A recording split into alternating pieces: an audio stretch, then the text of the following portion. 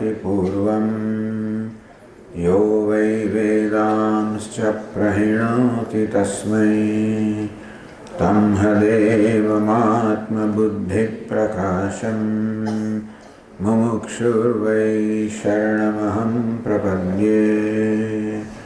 ॐ शान्ति शान्ति शान्तिः। ॐ नमो ब्रह्मादिभ्यो ब्रह्मविद्या सम्प्रदायकर्तृभ्यो वंशर्षिभ्यो महद्भ्यो नमो गुरुभ्यः। सर्वोपप्लवरहितः प्रज्ञानघनप्रत्यगर्थो ब्रह्मैवाहमस्मि ब्रह्मैवाहमस्मि। ॐ नारायणं पद्मभवं वसिष्ठं शक्तिं च तत्पुत्रपराशरं च व्यासं शुकं गौडपदं महान्तं गोविन्दयोगीन्द्रमथाश्च शिष्यं श्रीशङ्कराचार्यमथाश्च पद्मपादं च हस्तामलकं च शिष्यं तन्तोटकं वार्तिककारमन्यान् अस्मद्गुरून् सन्ततमानतोऽस्मि। श्रुतिस्मृतिपुराणानाम् आलयं करुणालयं नमामि भगवत्पादं शङ्करं लोकशङ्करं शङ्करं शङ्कराचार्यं केशवं बादरायणं सूत्रभाष्यकृतौ वन्दे भगवन्तौ पुनः पुनः। ईश्वरो गुरुरात्मेति मूर्तिभेदविभागिने व्योमवद्व्याप्तदेहाय मूर्तये नमः। ॐ पार्थाय प्रतिबोधितां भगवता नारायणेन स्वयं व्यासेन ग्रथितां पुराणमुनिना मध्ये महाभारतम् अद्वैतामृतवर्षिणीं भगवतीम् अष्टादशाध्यायिनीम् अम्ब त्वामनुसन्दधामि भगवद्गीते भवद्वेषिणीम्। यं ब्रह्मा वरुणेन्द्ररुद्रमरुतः स्तुन्वन्ति दिव्यैस्तवैः वेदैः साङ्गपदक्रमोपनिषदैः गायन्ति यं सामगाः ध्यानावस्थिततद्गतेन मनसा पश्यन्ति यं योगिनः यस्यान्तन्न विदुःसुरासुरगणाः देवाय तस्मै नमः।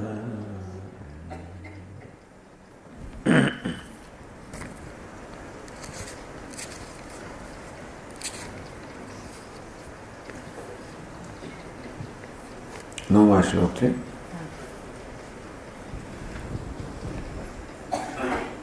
जन्म कर्म च मे दिव्यम् एवं यो वेत्ति तत्त्वतः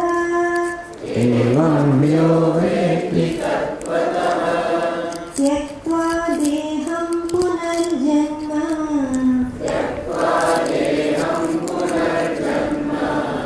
नैति मामेति सोऽर्जुन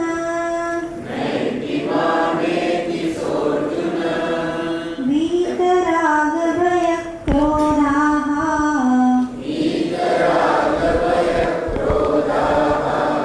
मन्मया मामुपाश्रिताः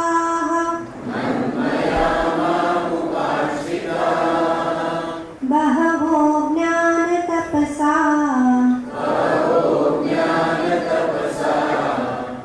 भूता मद्भावमागताः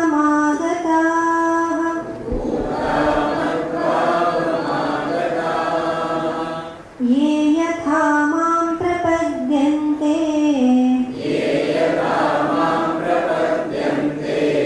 तांस्तथैव भजाम्यहम् मम वर्त्मानुवर्तन्ते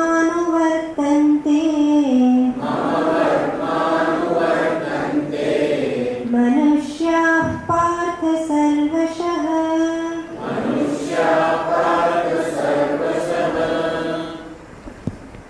वीतराग भय क्रोधा मन्मया मामुपाश्रिता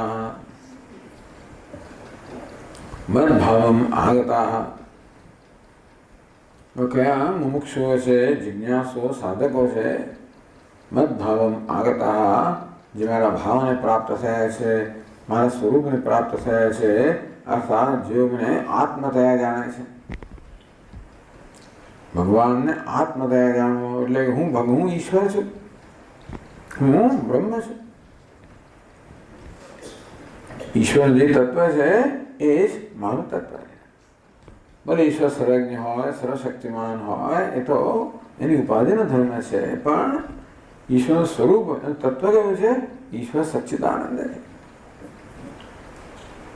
તેમ ભલે હું અલ્પજ્ઞ હું, અલ્પ શક્તિમાન, બધી અલ્પ હોઉં છતાં પણ મારું સ્વરૂપ તો સચ્ચિદાનંદ છે।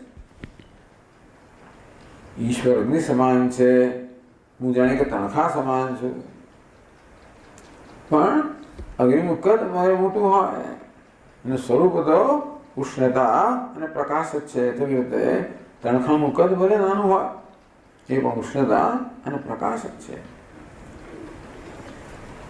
આમ કદમાં જો કદ વિશે કોઈ પ્રકારનું મહત્વ, કદને કોઈ મહત્વ આપવામાં આવે, આમ મારા વિશે બે વસ્તુઓ છે, એક મારું સ્વરૂપ છે, બીજું મારું કદ છે। અમે જો કદને મહત્વ આપતા હોય, કેટલો મોટો છું, કેટલો નાનો છું, કેટલો મહાન છું વગેરે વગેરે, કદને મહત્વ આપો છો, વિશેષતાને મહત્વ આપો છો, ઉપાધિને મહત્વ આપો છો। એને બદલે મારા સ્વરૂપને વાસ્તવમાં હું કોણ છું? હું પણ ઉષ્ણનો પ્રકાશ છું, હું પણ સચ્ચિદાનંદ છું। ભલે આ નાનકડા દેહમાં સચ્ચિદાનંદ પ્રગટ થઈ રહ્યો છે, જે પેલા સર્વજ્ઞ સર્વશક્તિમાં ઈશ્વર પ્રગટ થઈ રહ્યો છે। મદભાવમ આશ્રિતા, આ પ્રકારે ઈશ્વરના ભાવને, ઈશ્વરપણાને, ઈશ્વરના સ્વરૂપને પ્રાપ્ત કરવું, પ્રાપ્ત નથી કરવા। વાસ્તવમાં જે ઈશ્વરનું સ્વરૂપ છે એ મારું સ્વરૂપ છે। ઈશ્વર પરમાત્મા સચ્ચિદાનંદ છે, હું પણ સચ્ચિદાનંદ જ છું। એવું નથી કે આપણે ઈશ્વરના ભાવને પ્રાપ્ત કરવાનો છે, ઈશ્વરનો ભાવ પ્રાપ્ત થયેલો જ છે, માત્ર એ વસ્તુ જાણવાની છે।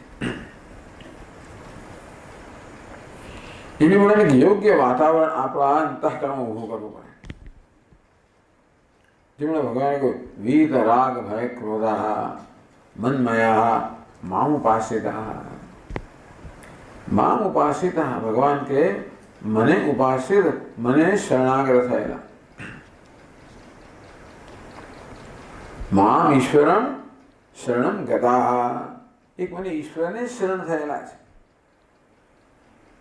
જે લોકો ઈશ્વરને ચાહે છે, ઈશ્વરને જ ઈચ્છે છે, એ બીજું કઈ ઈચ્છતા નથી,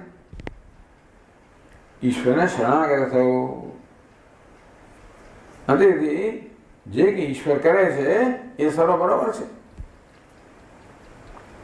જે હરિ કરશે તે મમ હિતનો શરણાગતિ રક્ષિષ્યતિ યદિ વિશ્વાસ, ઈશ્વર મારું રક્ષણ કરે છે એવો વિશ્વાસ।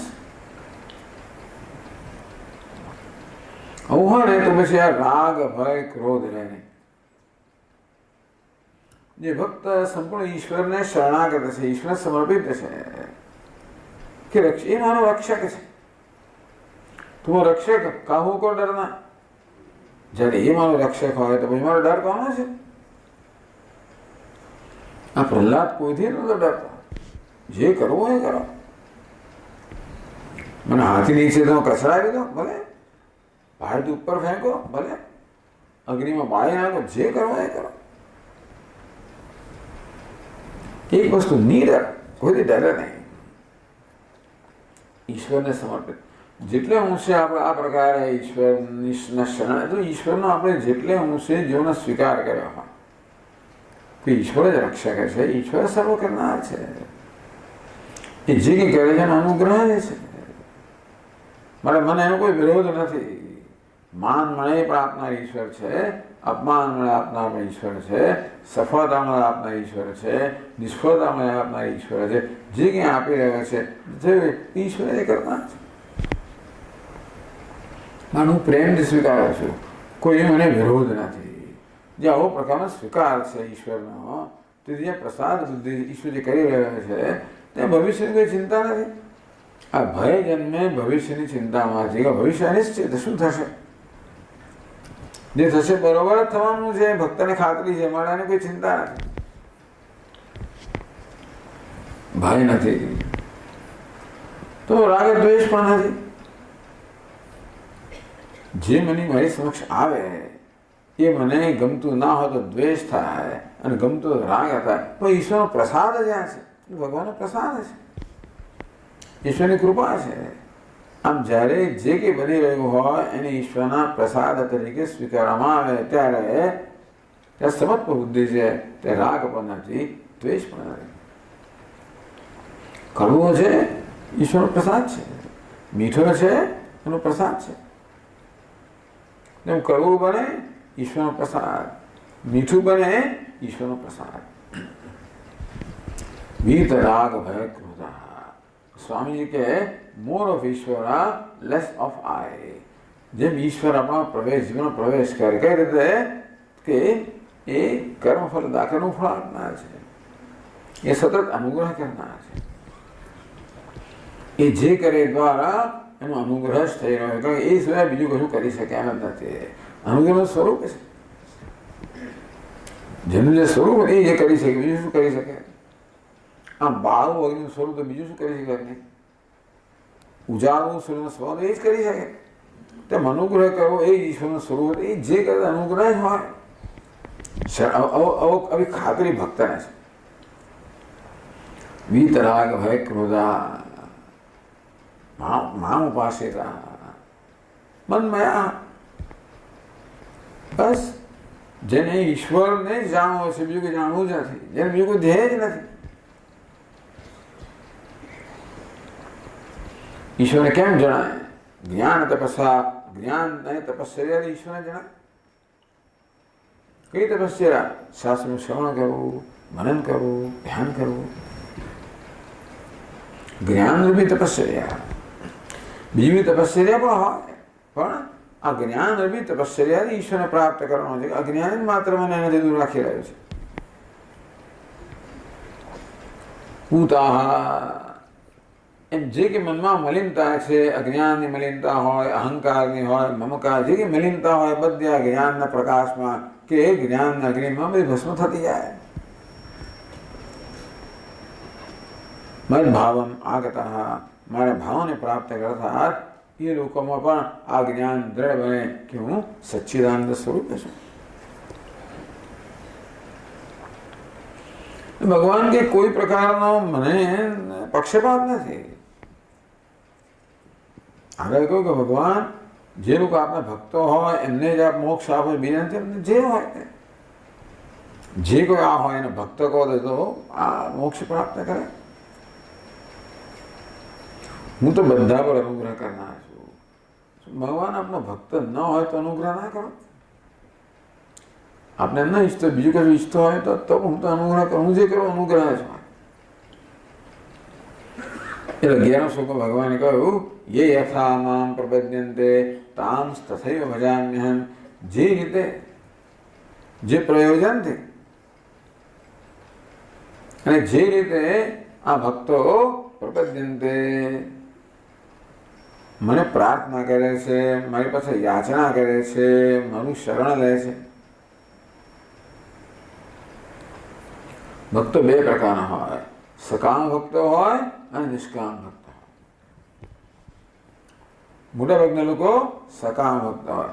સકામ ભક્ત એટલે ભગવાનની ભક્તિ કરે ખરા, પૂજા કરે, પાઠ કરે, જપ કરે, તપ કરે, બધું કરે.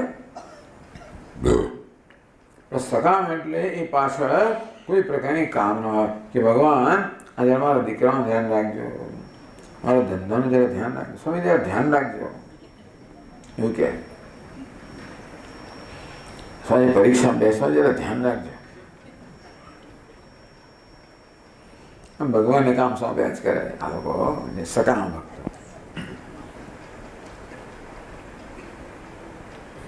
લગભગ મોટા ભાગના એવા બધા જરૂરિયાતમાં છે બિચારા.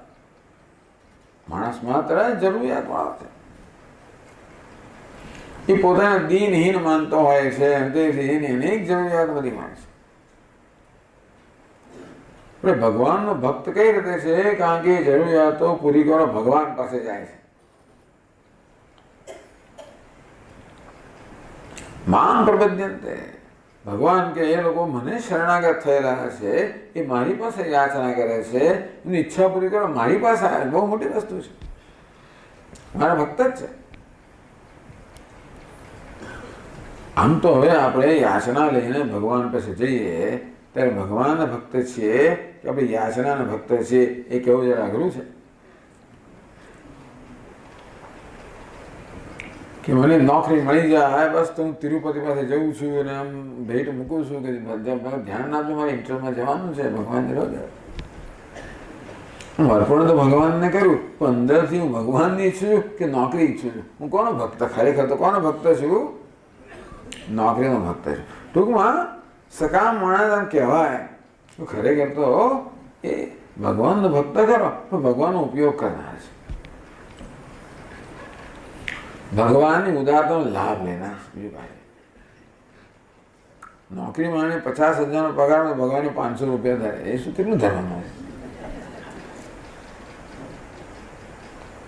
તો કઈ વાંધો નહીં, મારી પાસે આવ્યો છે ચાલો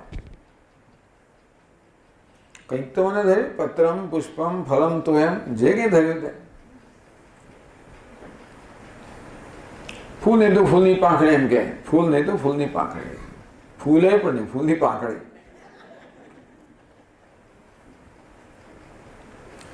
ભગવાને ફૂલની પાંખડી તો ધરી છે. આમ મામ પ્રપદ્યંતે, મારા આ બધા ભક્તો મોટા ભાગના અનેક પ્રકારની ઈચ્છાઓ લઈને મારી પાસે આવ્યા છે. ભગવાન કેમ બધા પર સમાન અનુગ્રહ નથી કરતો? બધાને ભગવાન સરખું કેમ નથી આપતો? તો કે હું આપું સરખું, પણ એને જોઈતો તો હું આપું પણ એ લેવા તૈયાર હતો ને. જે ભક્તના મનમાં જે ઈચ્છા એ જ વસ્તુ એ ઈચ્છે, એ સિવાય ભગવાન કશું આપે તો એ લાય પણ નહીં, એની કિંમત જ ના હોય. તું નાનું બાળક હોય, ચોકલેટ માંગતું હોય, કંઈ ચોકલેટ ના આપ્યો હોય, એનું ધ્યાન આપણે બીજું દોરામણ કે લે મારી ઘડિયાળ આનાથી રમતું $2,000 ઘડિયાળ અમેરિકાની છે, લે વાંચ તો ફેંકી દે. એને ઘડિયાળની શું કિંમત? ચોકલેટ જ જોઈએ. ભગવાન કે આવી રીતે ચોકલેટ માંગનાર અમારા ભક્તો હોય, એને આવી કિંમતી વસ્તુ આપો તો એમને એની ઉપયોગ નથી, એની કિંમત નથી. આમ દરેક માણસને પોતાને જે જોઈએ છે એની કિંમત હોય, બીજાની કિંમત ના હોય. બધાને કેમ મોક્ષ દે? હું તો આપી દઉં પણ લેને જોઈતો હતો આપો ને. ભગવાન પ્રગટ થયા હિરણ્યકશિપુ રૂપે, પ્રહલાદે ભગવાનની મહાન સ્તુતિ કરી. ભગવાનનું રૂપ એટલું વિકરાળ હતું, ડરાવનું, કોઈની એમની પાસે જવાની હિંમત ન હતી. અને લક્ષ્મી દેવી પણ જવા તૈયાર ન હતા. લક્ષ્મી દેવી, આ તો નારાયણનું સ્વપ્ન, લક્ષ્મી દેવી પણ જવા તૈયાર ન હતા. એક પેલો નીડર હતો બાળક ભક્ત, એ તો કહે એને કઈ ચિંતા, સિંહ હોય તો જે હોય તો ભગવાન છે ને. ખોળામાં જઈને બેસી જાય તો બહુ સુંદર સ્તુતિ કરી પ્રહલાદે. ભગવાન કે પ્રહલાદ હું પ્રસન્ન ચાલ તારા વૈકુંઠમાં લઈ જાઉં. પ્રહલાદ પણ દોડતા કે વૈકુંઠમાં જવું પણ એકલો ના આવું, મારા બધા ભાઈબંધો લઈ ના આવું. ભગવાન કોઈ એક શરત છે, તારા ભાઈબંધોને આવવું જોઈએ તો લઈ જાય, એમને ના લઈ જાઓ. એમને આવવાની ઈચ્છા હોય તો લઈ જાઓ. જરૂર કે વૈકુંઠમાં આવવાની કોને ઈચ્છા ને? જરા પૂછ્યા તો ખરો. ભાઈઓને પૂછવા ગયો પેલો એક વૈકુંઠ, અરે હજી તો બહુ વાર છે, આપણે નાના જ છે, હજી તો રમવાનું છે, ખાવાનું પીવાનું મજા કરવાની છે, જોઈશું વૈકુંઠ છે ક્યાં જવાનું છે. કોઈ મિત્ર તૈયાર ના થયો. એમ કે આ બધા નાના છોકરાઓ છે, લાલ જરા વડીલો પાસે જવું, એ રમી ચૂક્યા છે હવે, તો કે નાના હવે વૈકુંઠ નથી, વાર છે અમારા દીકરાઓને પરણાવવાના છે, પસ્તાવાને ફલાણું કરવાનું ઢીકું કરવાનું માટે એ પતાવ્યા પછી આવે. કોઈને હજી વૈકુંઠ માટે કે હજી એમ બહુ બધું કરવાનું છે. પ્રહલાદને આશ્ચર્ય થયું. ભગવાન કે એને જે એ માગે તો જરૂર આપો, માગવું તો છે ને, માગ્યા વગેરે આપવું, એને એની કિંમત આપવી જોઈએ. આમ ભક્તને ક્યારે સંતોષ, એને જે જોઈએ છે તે મળે તો એને સંતોષ થાય. એ સિવાયનું બીજું કુછ ભગવાન આપે મૂલ્યવાન તો પણ એને એની કિંમત ના હોય. સાતમા અધ્યાય ભગવાન કે ચતુર્વિધા ભજન તેમાં જના સુકૃતિનો અર્જુન. હે અર્જુન, 4 પ્રકારના પુણ્યશાળી મનુષ્યો મારું ભજન કરે છે. આર્તો જિજ્ઞાસુરર્થાર્થી જ્ઞાની છે ભરતર્ષભ. એક તો આર્ત ભક્ત છે, મહાન વિપત્તિમાં આવી પડેલો છે, વિપત્તિથી મુક્ત થવાનો કોઈ ઉપાય એની પાસે છે નહીં. બહુ ફાંફા માર્યા, ગજેન્દ્ર બહુ ફાંફા માર્યા, ખૂબ સંઘર્ષ કર્યો.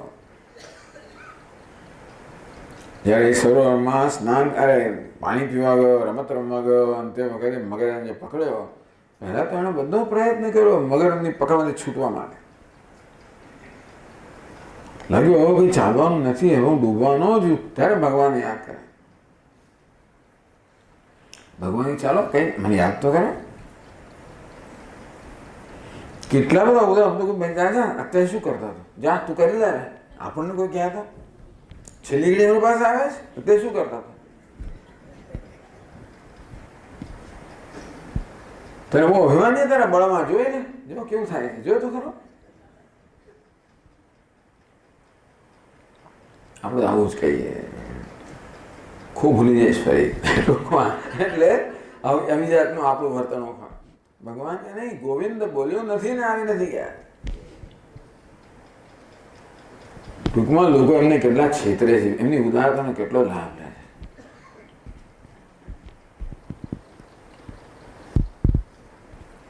પેલો નારાયણ નારાયણ બોલ્યો મરતી વખતે, એટલે ભગવાન કે મેં મારું નામ બોલ્યો અજામેલ. એને પાછો દૂતને મોકલી આવે, જાઓ જાઓ લઈ આવો. મહારાજ આપનું નામ નથી બોલતો, એનો પુત્રનું નામ બોલે, આપનું નથી બોલતો. ના નારાયણ નામ મારું છે ને, એના દીકરાનું ક્યાં છે? નારાયણ તો પહેલાનું નામ છે, એ કે મારું નામ છે, એનું નામ નથી. જાઓ લઈ આવો એને છેતરવો કેટલો સરળ છે ને. આમ કૃપા કરવા તૈયાર જ છે. એ કહે છે મારે એની પ્રાર્થના કરવી પડે, એટલું કરવું પડે. મામ પ્રપદ્યંતે એ યથા મામ પ્રપદ્યંતે, જે રીતે એ મને મારી પાસે પ્રાર્થના કરે, જે રીતે મારી પાસે માગણી કરે, તામ તથૈવ ભજામ્ય, તથૈવ તે જ રીતે. આર્તભક્ત હોય, મહાન વિપત્તિમાં આવી પડ્યો હોય, વિપત્તિમાંથી મુક્ત થવાનો બીજો કોઈ માર્ગ ન જડતો હોય, તેમ દ્રૌપદીએ પણ ઘણો પ્રયત્ન કર્યો. ભરી સભાની અંદર અને પોતાના પતિ પાંડવોને, પછી કૌરવોને, વડીલોને બધાને પ્રયત્ન કર્યો. કોઈ તૈયાર ના થયો મદદ કરવા. છોડો કૃપાચાર્યને વિનંતી, કૃપા તો આપનું નામ છે, આચાર્ય છો, વડીલ છો. બધા લોકો બિચારા લાચાર હતા બિચારા. કૃપાચાર્ય એક આમ કહ્યું, શું કામ બધા પાસે જાય છે, તું આને યાદ કર, એકને યાદ કર. એટલે દ્રૌપદીને સિગ્નલ મળ્યું, એટલે એણે કૃષ્ણ ભગવાન યાદ કર્યા.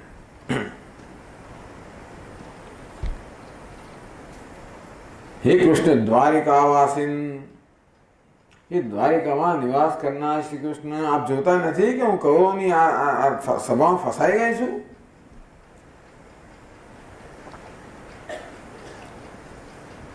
એટલે ભગવાન આવ્યા. જરાક વાર થઈ.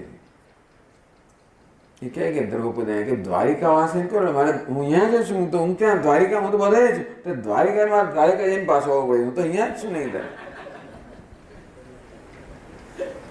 ભગવાન ક્યાં નથી? તરત વસ્ત્રાવતાર રૂપે હાજર થઈ ગયા. આર્થ ભક્ત એ મને પ્રાર્થના કરે, મને શરણાગત થાય, મારી મદદ માંગે તો એ તેની આરતી દૂર કરું છું. પછી પેલો ગજેન્દ્ર ભૂલી જાય. પછી ના પછી સંતોષ થઈ ગયો. બીજું કઈ નથી જોયું તમને. અર્થાર્થી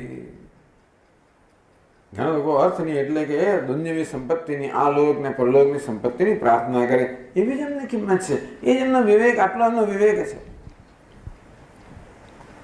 જીવનમાં શું ઈચ્છવા યોગ્ય છે એનો વિવેક દરેકનો જુદો તો હોય ને. કેટલાકને એવું જોયું કે ભાઈ આ દુનિયાવી સંપત્તિ જ ઈચ્છવા યોગ્ય છે, બસ એ જ મારું કલ્યાણ કરશે. કોઈને આ લોકની સંપત્તિ જોઈને પરલોકની સંપત્તિ જોઈતી હોય. ધ્રુવને પરલોક જોઈતો હતો, વિભીષણ આ લોક જોઈતો હતો, સુગ્રીવને. હજી એમનો વિવેક આટલે સુધી પહોંચે છે. વિવેક કોને કહેવાય? જેનું શું ઈચ્છું છું, શું છે જે મારા જીવનમાં મને કૃતાર્થ કરશે, શું પુરુષાર્થ છે. અર્થ એટલે શું પ્રાપ્તિની ઈચ્છા ધરાવું છું, શેને મારું કલ્યાણ થશે, શું ઈચ્છનીય છે મારા જીવનમાં, એનો ખ્યાલ દરેકનો જુદો તો હોય. અર્થાર્થી આમ જે અર્થ ઈચ્છનાર છે, અર્થ એટલે દુનિયાની સંપત્તિની સિદ્ધિઓ, અણીમાં ગરીમાં લઘીમાં બધી સિદ્ધિઓ આવી જાય, બધી સિદ્ધિઓ આવી જાય. એ બધી પણ દુનિયાની સિદ્ધિઓ જ છે. ઉડવું ને પાછા આમ જાત જાતનું કરવું, સૂક્ષ્મ બની જવું, વજનદાર થઈ જવું, હલકા થઈ જવું, આ થઈ જવું વગેરે વગેરે. એનું ખૂબ આકર્ષણ આવે છે. એ બસ એ મળે તો બસ મારે એ જ જોયું, કંઈ ના જોઈએ, પૂરતું છે. અર્થાર્થ લે તો એ લઈ જાય. એટલે સુગ્રીવને રાજ્ય જોઈતું હોય કે ધ્રુવને રાજ્ય જોઈતું હોય કે વિભીષણ જોઈતું હોય, ના જોઈતો આપે તો પહેલા કહ્યું હતું ને એટલે તે લઈ જાય. મારે નથી જોઈતો પણ ત્યાં કહ્યું હતું ને પહેલા એટલે લઈ જાય. ધ્રુવ તો કઈ એની સ્તુતિની અંદર કશું માગતું આપણે જણાતું નથી. ધ્રુવે તો કહ્યું કે મને તો ભગવાન આપ માત્ર આપના ભક્તો છે એનો સંગ આપો. ભક્તિ મુહ પ્રવહતામ ત્વયી મે પ્રસંગ ભૂયાત અનંત અમલાશયાનામ મહતામ અમલાશય. ભગવાન આપના શુદ્ધ ચિત્તવાળા મહાન જે ભક્તો છે, જેમના હૃદયમાં આપની ભક્તિનો પ્રવાહ સતત વહી રહ્યો છે, બસ એ લોકોનો સંગ મને આપો. આ ભગવાન સામે ઉભા એના પેલા લોકોનો સંગ માગે છે. આ જોવા જેવું છે. ભગવાન સામે ઉભા છે, એ શું માગે છે? આપના ભક્તોનો સંગ આપો. કે આપના ભક્તો જ્યાં આપ હોવાના જ છે ને. આપના ભક્તોનો સંગ હું સતત સેવીશ. અને તત્કથામૃત પાન મત્ત, ભગવાન એમના મુખથી આપની કથારૂપી અમૃતનું પાન કરતા કરતા બસ મત્ત થઈશ, હું તો નશામાં જ રહીશ. અત્યારે સંસાર નશામાં છું, એ બીજો નશો ઉત્પન્ન કરો તો આ નશો જાય એવું છે. કથામૃત પાન મત્ત હૈ, ભગવાન આપની કથારૂપી અમૃતનું પાન મત્ત નશામાં રહીને નેશ્ય આ સંસાર તરી જઈશ, કોઈ પ્રકારની મુશ્કેલી વગર સરળતાથી તરી જઈશ.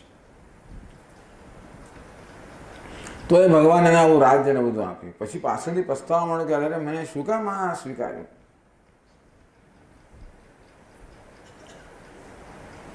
ભગવાન કે ભાઈ તું આ ઈચ્છા કરીને આવ્યો હતો. રામચંદ્ર કે ભાઈ મારી પાસે આવ્યો એટલે એકવાર મારા દર્શન કર્યા, અમોઘ છે, મારે નિષ્ફળ ના જવું છે. મારે વિભીષણ જ્યારે આવ્યો ત્યારે આ પ્રકારની ઈચ્છા કરીને આવેલો. વિભીષણ પોતે કહ્યું મહારાજ મારામાં ઈચ્છા હતી આપનું દર્શન જતી રહી છે. ગઈ કે ના હતી તો ખરી, લે તિલક કરી દે.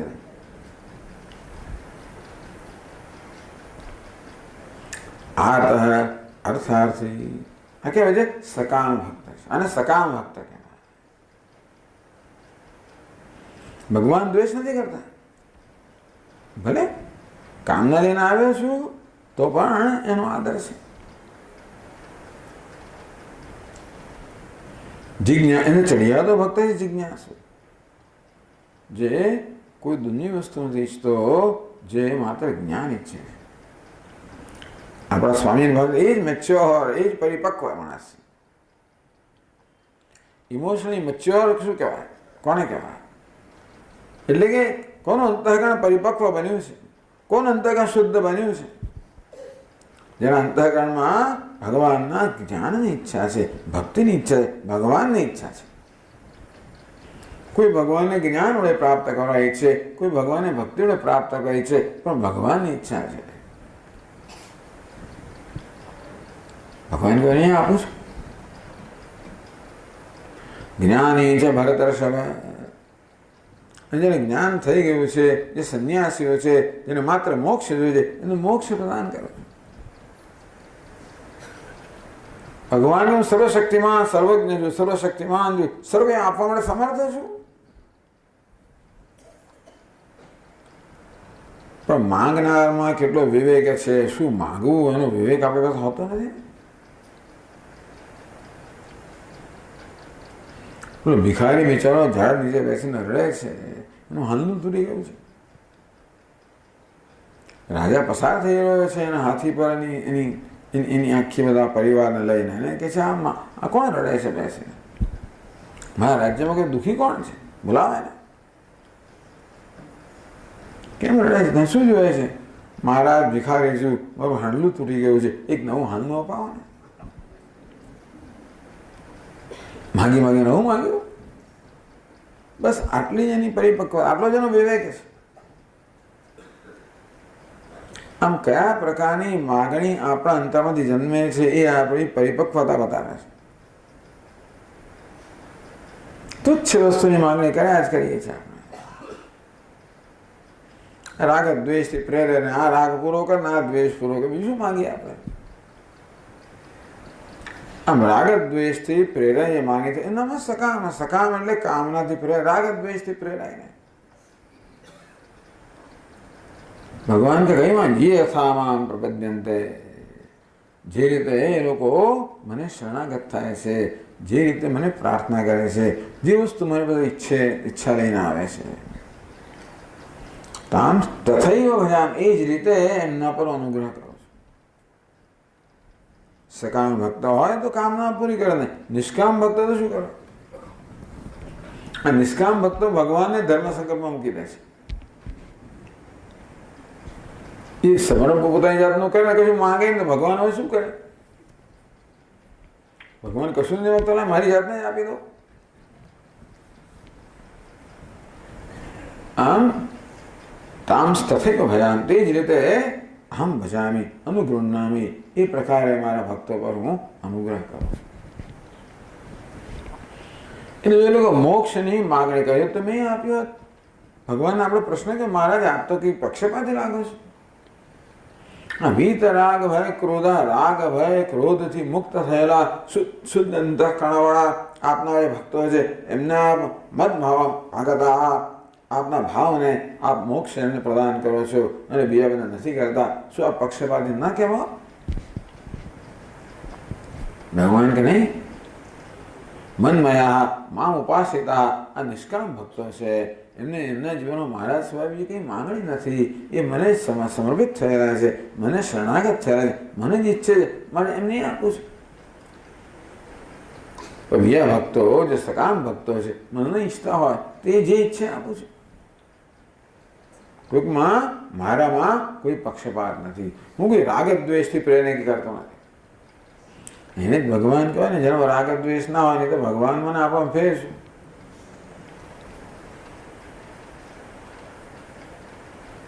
જ્યાં અંદર અધૂરપ છે તે રાગ દ્વેષ હોવાના છે. જ્યાં અંદર અધૂરપ છે, અંદર અસંતોષ છે, ત્યાં સ્વાર્થ છે, એ રાગ દ્વેષ હોવાના છે.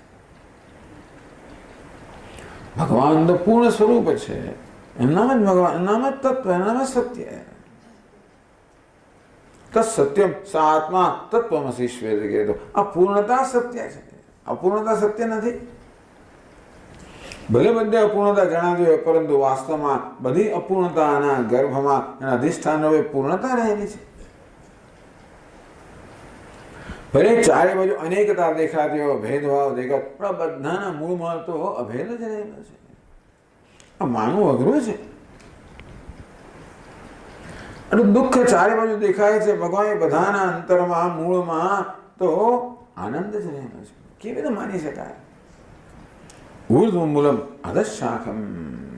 આ જગતનું સંસારનું ઉર્ધ્વ છે, ઉપરી વર્તમાન છે, પૂર્ણ છે. એ શ્રદ્ધાનો વિષય બની જાય શરૂઆતમાં. કેમ હોઈ શકે? આટલી અનેકતા છે, વિષમતા છે, અને આપ કહો છો કે ઐક્ય સત્ય છે, ચારે બાજુ આટલો અન્યાય છે, આપો જો ન્યાય સત્ય છે, આટલું દુઃખ છે, આપો આનંદ સત્ય છે, કેવી રીતે માનવું? એવું જ છે. તત્સત્યમ સ આત્મા તત્વમસી. એ સત્ય છે, એ પૂર્ણતા સત્ય છે, અદ્વિતીયતા સત્ય છે, એ જ આત્મા છે, એ તારું સ્વરૂપ છે, એ જ તું છે.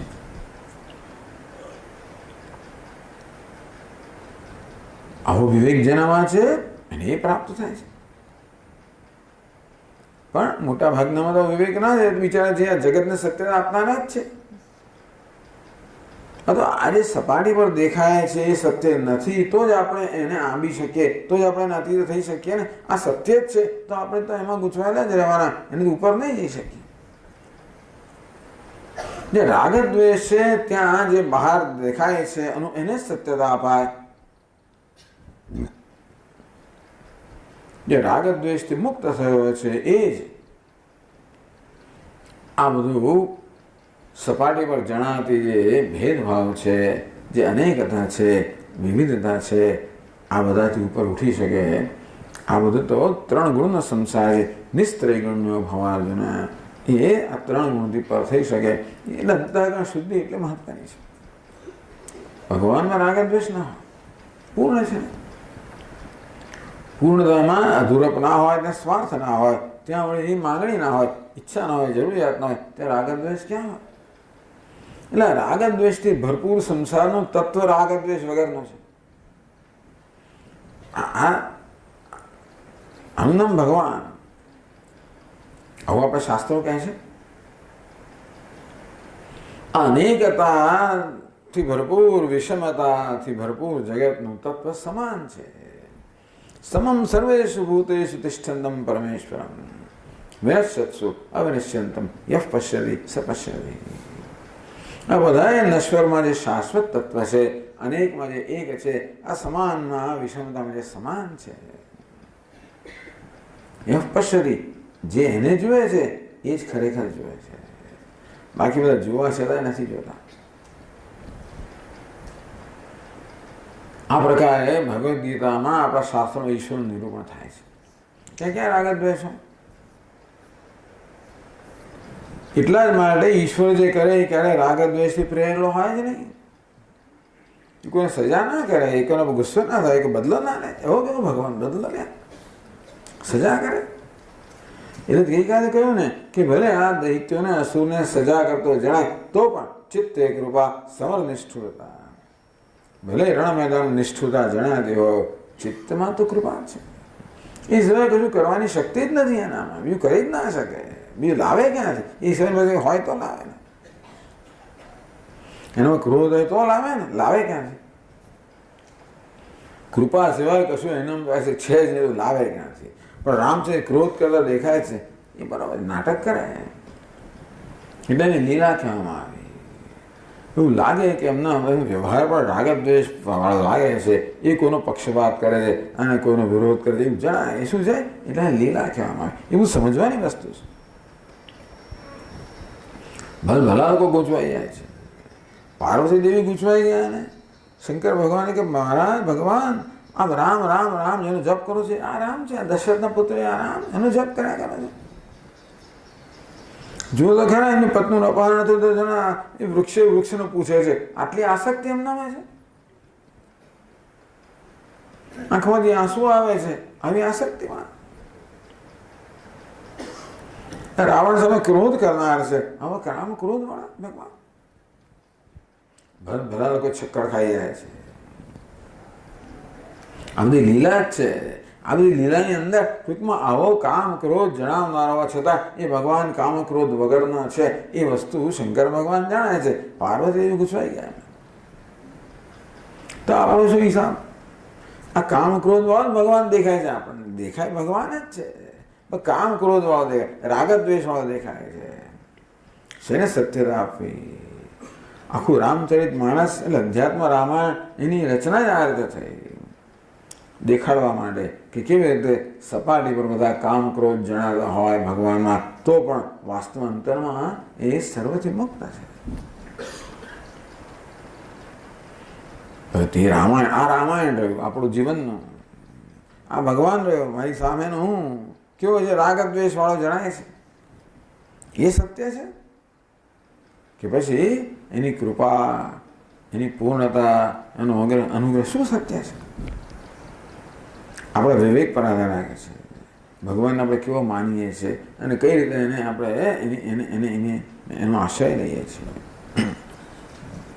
તામ તથૈવ ભજામ્યહમ, જે પ્રકારે મારી સમક્ષ પ્રાર્થના કરે એ પ્રકારે અનુગ્રહ કરું છું. મગર રાહ જોઉં છું કે શીખવાડો કે એ તો એમણે જાતે શીખવું પડે. તો ભગવાન કે શીખવાની વ્યવસ્થા કરી આપું છું, પણ શીખવું તો એમણે પડે. મોટા સ્વામીજી કહે, they have to be baked in this furnace of life.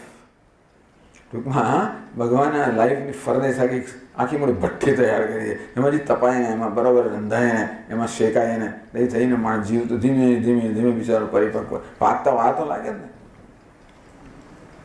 પેલું બટાટા હોય, શક્કરિયું હોય, એને તમે અંદર નાખો તો કે 1 મિનિટમાં થઈ જાય, એને વાર તો લાગે.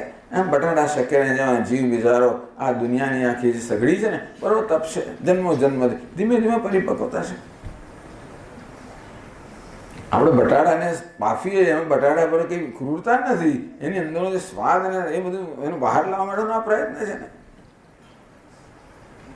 તો શક્કરિયામાં મધુરતા આવે ને, એમને કાચું ખાય તો મજા ના આવે. એ શક્કરિયામાં આંતરિક મધુરતા જે રહેલી છે એ તો જ બહાર આવે જ્યારે ભઠ્ઠીમાં એને આવી રીતે પકાવવામાં આવે. એમ જીવ મનના જે રહેલું છે એ બહાર ત્યારે આવે, એને પકાવવામાં આવે. એવું લાગે કે એ બધા ભગવાન પકવાઈ રહ્યો છે. બહુ સંતાપ છે જીવનમાં. ભગવાનનું તો એક જ કામ છે, કેમ બધા અનુગ્રહ, કેમ મદદરૂપ થવું. હું વર્તમાન વર્તનતે મનુષ્ય પાર્થ સર્વશ, એ પાર્થ સર્વશ સર્વ પ્રકારે બધી જ રીતે મનુષ્ય મમ વર્તમાન વર્તનતે. આ મનુષ્ય સકામ હોય કે નિષ્કામ હોય, જે કે ભક્ત સકામ ભક્ત હોય કે નિષ્કામ ભક્ત હોય, હું વર્તમાનું મારા જ માર્ગ અનુસરણ કરે છે. હું જ કર્મફળદાતા છું. બધા ભગવાન પાસે ભગવાન મારી પાસે બધા આવતા નથી, બીજા દેવતાઓ પાસે જાય છે. કોઈ ઇન્દ્ર પાસે જાય કે ના, જે વસ્તુ જોઈતું એ સરકાર, એ અધિકારી પાસે આપણે જઈએ ને. ઓછા આપણે પ્રાઇમ મિનિસ્ટર પાસે જવાના છે, જ્યાં આપણું કામ પતતું હોય ત્યાં જ જઈએ ને આપણે. તેમ જુદા દેવતાઓ જુદી વસ્તુ આપતા હોય છે, આપવાની એમની એ પ્રકારની ક્ષમતા, એ લોકો એમની પાસે જ જાય. કોઈ ઇન્દ્ર પાસે જાય, વરુણ પાસે જાય, અગ્નિ પાસે જાય, મિત્ર પાસે જાય. આજે બીજા દેવતાઓ હનુમાન પાસે જાય ને ગણપતિ પાસે જાય ને પેલા પાસે જાય, ભગવાન ભલે જાય. કામૈ તૈ તૈ અનેક પ્રકારની કામના વૃત જ્ઞાના પ્રપદ્યંતે અન્ય દેવતા. અનેક પ્રકારની કામનાઓને કારણે જેની વિવેક બુદ્ધિ છે એ વિવેક બુદ્ધિ તિરસ્કૃત થઈ ગઈ છે. એ લોકો આ બધા નાના મોટા દેવતાઓ પાસે જાય છે નાની મોટી ઈચ્છા પૂરી કરવા માટે. એ દેવતા પાસે જાય ને તો બધી એક પ્રકારનો ઉપચાર તમારે સરખી રીતે ફોર્માલિટી કરવી પડે, નહીતર ના ચાલે. એ દેવતાના અનુગ્રહ માટે તમારે બધા નીતિ નિયમોનું પાલન કરવું પડે. એ કરે અને એ રીતે એમની કૃપા મેળવે. એમને એમ કઈ ઇન્દ્રે મારી કૃપા કરી, ખરેખર તો હું જ છું ભગવાન. મયૈવ હિતાન હિતાન. ભલે એ લોકો શ્રદ્ધાથી આ દેવતાઓની આરાધના કરે, એ દ્વારા દેવતાની ઈચ્છા પૂરી કરે અને એમ લાગે કે દેવતાએ અમારી ઈચ્છા પૂરી કરી, પણ મયૈવ એ દેવતાના રૂપમાં હું જ છું, એક જ કર્મફળદાતા છું. ઇન્દ્ર મિત્રમ વરુણમ બધા મારા નામ જુદા જુદા છે. भगवान के एकम सद विप्रहा बहुधा वदंती एक परमात्मा ने भिन्न भिन्न नाम से क्या हुआ इंद्र के मित्र के वरुण के બધા જો દેવતાઓ વાસ્તવમાં મહારાજ બધા હું એ રૂપમાં રહેલો છું એટલે મારી પાસે ન આવે સિદ્ધાંત આ પાસે જાય તો મારી પાસે જ આવે મમ વર્તમાન વર્ત મારા માર્ગનું જ અનુસરણ કરે મારા સ્વયં બીજું કર્મફળ દાતા નથી મારા બીજો કોઈ ઈશ્વર નથી પણ મારી પાસે આવવાનો વિવેક જન્મ્યો નથી એટલે આવા નાના મોટા દેવતાઓ પાસે નાની મોટી અપેક્ષાઓ લઈને જાય છે એ દેવતાના રૂપમાં હું તેમની અપેક્ષા પૂરી કરું છું અંતવત્તુ ફલમ તેષામ તદ્ભવત્યલ્પમેધસામ અલ્પમેધસામ અલ્પ બુદ્ધિવાળા અલ્પ વિવેક બુદ્ધિવાળા લોકો આવી રીતે માત્ર અલ્પ વસ્તુ માંગે છે એમને એ ખબર નથી કે આ વસ્તુ નશ્વર વસ્તુ છે દેવાન દેવયો યાંતિ મદ્ભક્તા યાંતિ મામપી આ દેવતાનું યજન કરનારા દેવતાઓને પામે છે મારું યજન કરનારા મને પામે છે યજન તો કરવાનું જ છે પ્રયત્ન કરવાનો જ છે પ્રયત્ન સમાન છે અને છતાંય પણ એ પ્રયત્નના પરિણામ શું મળે બહુ મહાન તફાવત છે એટલા માટે કે આપણે એમાં કયા પ્રકારનો વિવેક છે ભગવાન કે સકામ ભક્ત હોય કે નિષ્કામ ભક્ત હોય મારી આરાધના કરનારો કે બીજા દેવતાની આરાધના કરનારો મૌ વર્તમાન વર્તન બધા મારા માર્ગનું જ અનુસરણ કરે છે આમ ભગવાને પોતાનો બચાવ કરવો પડે ને આપણે એના પર આક્ષેપ કરીએ ભગવાન તો પક્ષપાતી જણાય છે પેલાને મોક્ષ આપે ને પેલા ના આપે ને પેલા ના આપે ને પેલાને ફરણ આપે ભેટે કે મારું આમાં વાત નથી એને જે માગ્યું તમે આપ્યું એને એવું કેમ માગ્યું એના વિવેક પર આધારિત છે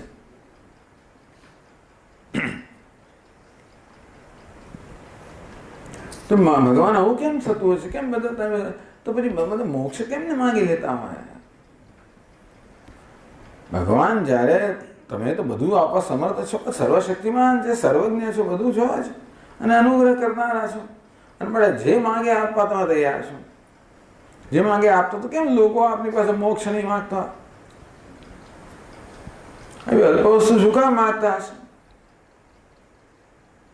એનું તો ભગવાન 12મા શ્લોકમાં આપે છે કાંક્ષन्तઃ કર્મણાં સિદ્ધિં કાંક્ષन्तઃ કર્મણાં સિદ્ધિં યજન્ત ઇહ દેવતાઃ યજન્ત ઇહ દેવતાઃ ક્ષિપ્રં હિ માનુષે લોકે ક્ષિપ્રં હિ માનુષે લોકે સિદ્ધિર્ભવતિ કર્મજા સિદ્ધિર્ભવતિ કર્મજા કાંક્ષन्तઃ કર્મણાં સિદ્ધિં કાંક્ષन्तઃ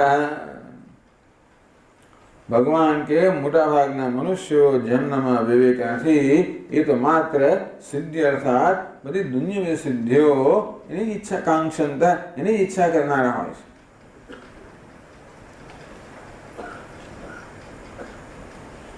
એટલે જીવનમાં પોતે શું ઈચ્છી રહ્યો છે એની સમજ બહુ મહત્વની છે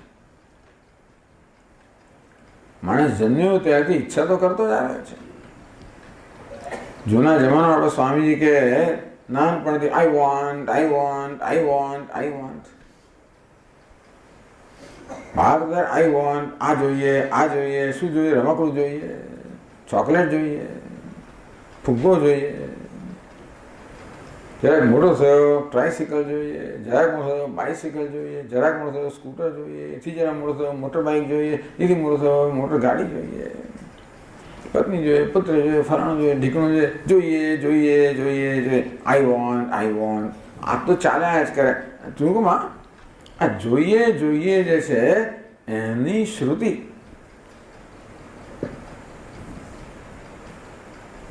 એનો સૂર તો સતત મંત્રમાં વાગ્યા જ કરતો હોય છે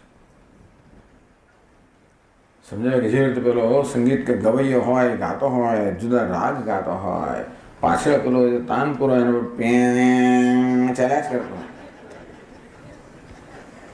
અને અડધો કલાક એની અંદર મેળવે એને શું એને સંભળાય છે આપણે તો ખબર જ ના પડે કે શું કરે છે. આ પટ કર્યા જ કરે છે ને પેલો તબલા પર ધક્કા મારે કે ના આમ મચડા કરે પેલું કરે ને આમ જોયું ને પેલું જોયું ને આમ કરે તેમ કરે જે કરતો હોય એ વાગ્યા જ કરતો હોય. એ રાગ ગાતો હોય ત્યારે આપણે સંભળાય નહીં એને સંભળાતો એ વાગ્યા કરતો. એક રાગ પૂરો થયો અને બીજો શરૂ થાય એની વચ્ચે જે ગાળો હોય છે ત્યારે આપણને પેલું સંભળાય એને શ્રુતિ સાંભળે. પણ શ્રુતિ તો સતત ચાલ્યા કરતી હોય છે. સંભળાય ક્યારે એક રાગ પૂરો થયો અને બીજો શરૂ થયો નથી ત્યારે તેવી રીતે આ સતત ઈચ્છાઓ કર્યા કરે. એક ઈચ્છા પૂરી થઈ બીજી ઈચ્છાનો પ્રારંભ થાય એ પહેલા પેલી શ્રુતિ સંભળાય આઈ વોન્ટ મને જોઈએ મને જોઈએ મને જોઈએ. અંતરની અંદર સતત આ સુર તો ચાલ્યા જ કરતો.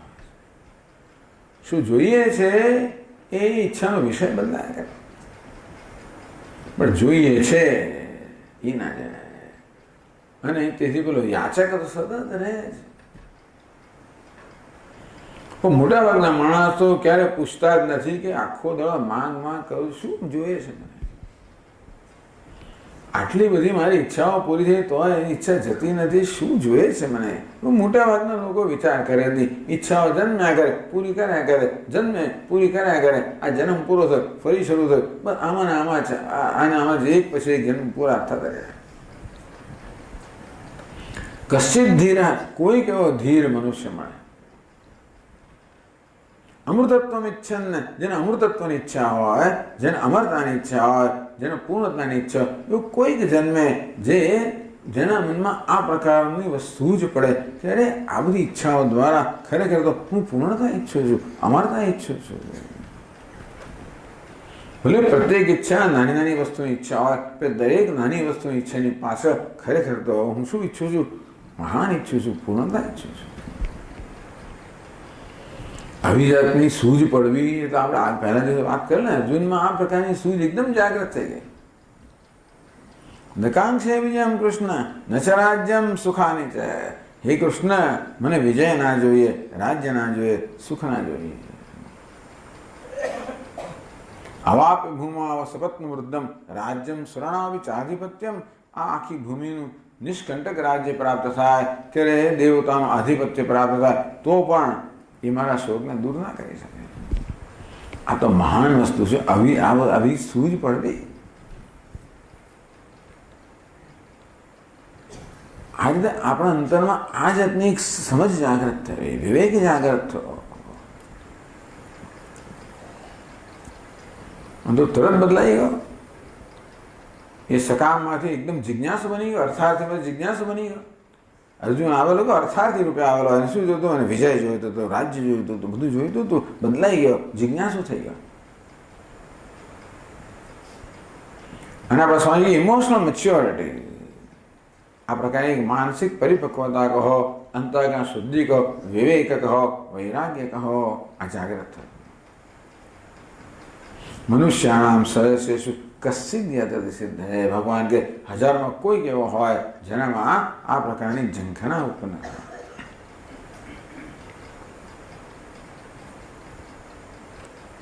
બાકી મોટા ભાગના લોકોને તો આવી સસ્તી વસ્તુ જોઈએ જલ્દી મળે એવું જોઈએ. આ તો બહુ લાંબુ છે સ્વામી ક્યારે પત્તો લાગે. અંતઃકરણ શુદ્ધિ કરો અને શ્રવણ કરો અને આ કરો ને તે કરો ને તો બહુ લાંબુ છે. જલ્દી પેકેજ. મહારાજ લગ્નમાં કેટલી વાર લાગશે 3 કલાક 3 કલાક ના ચાલે ભાઈ પેકેજ આપો. 1.5 કલાક 1-1.5 કલાકનું પેકેજ. અમારે નૃત્ય કરવા માટે 3 કલાક જોઈએ લગ્ન કરવા માટે તો 1/2 કલાક પૂરતો છે. ડાન્સ કરવા માટે વધારે જોઈએ.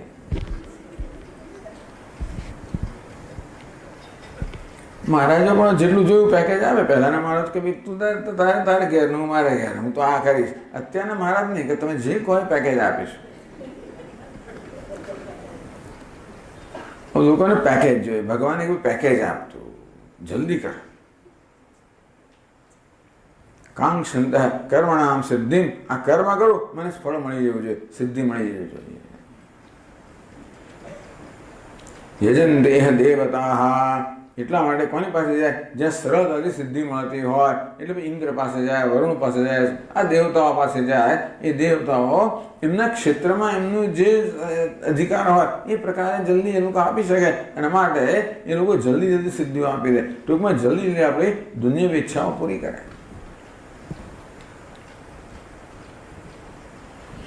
હવે દેવતા પાસે એટલે ના ના, અમે તો સ્વામી શ્રી કૃષ્ણ પાસે જ જઈએ છીએ, અમે કોઈ દેવતા પાસે નથી. પણ શ્રી કૃષ્ણ પાસે જઈને શું લેવા માટે ગયા? આટલું આવી તુચ્છ વસ્તુ લેવા માટે. એટલે દેવતા ટૂંકમાં આખા કૃષ્ણને આપણે આરાધના નથી કરી, કૃષ્ણ એક અંશની જ આરાધના કરી ને. આમ સૂર્ય દેવતા એટલે શ્રી કૃષ્ણ નેત્ર, ઇન્દ્ર દેવતા એટલે શ્રી કૃષ્ણના બાહુ. એટલે શ્રી કૃષ્ણ પાસે આપણે માત્ર બાહુબળ માંગીએ એટલે એનો અર્થ થયો કે આપણે ઇન્દ્રની આરાધના કરી કહેવાય. ભલે શ્રી કૃષ્ણની કરતા હોઈએ પણ એને એક અંશની જ કરીએ છીએ ને. આમ ભલે શ્રી કૃષ્ણ પાસે જઈએ, ભગવાન પાસે જઈએ, પરંતુ આપણે એક અલ્પ વસ્તુની માગણી કરીએ એનો અર્થ એ કે ભગવાન એક અલ્પ અંશને જ આપણે આવાહન કરીએ છીએ, એટલું જ આપણે માંગીએ છીએ. ભગવાનની પૂર્ણતાનું આવાહન નથી કરતા, જરૂર નથી. જે કામ પતે એટલે કામ પત્યું, આપણે કામ પતાવવા માંગીએ ને.